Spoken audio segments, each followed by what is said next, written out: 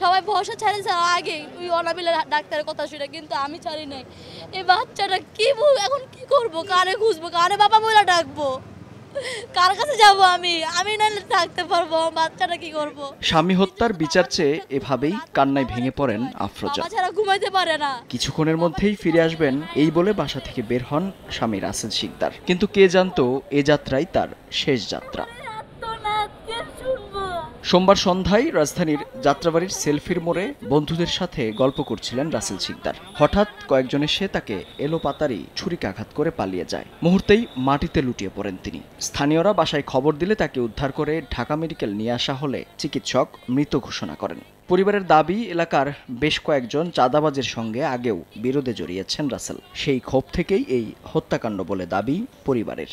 চলে গেছে আমার, মানে পুরো একা করে চলে গেছে। আমার 3 বছর একটা মেয়ে আছে, যারা এই কাজটা করছে কি লাভ হয়েছে? যারা করছে তো এলাকায় থাকে, সব পলাতক। এখন এলাকায় কেউই ধরে যখন ওরা মারছে। ওর সাথে 2টা বন্ধু ছিল, ওদেরকেও রক কেটে দিছে। দুজন মানে চাবাড়ি গিয়ার টিয়ার নিয়ে গেছে, তারপর ওরা যেন ভয় না যায় তার জন্য ওরা ভয় দেখাচ্ছে। তারপর ওরা গেছে যে আর মারিস না, মরে যাবো তো।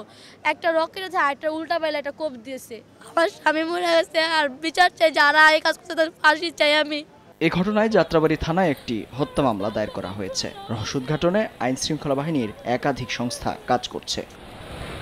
মেহেদী হাসান, সময় সংবাদ, ঢাকা।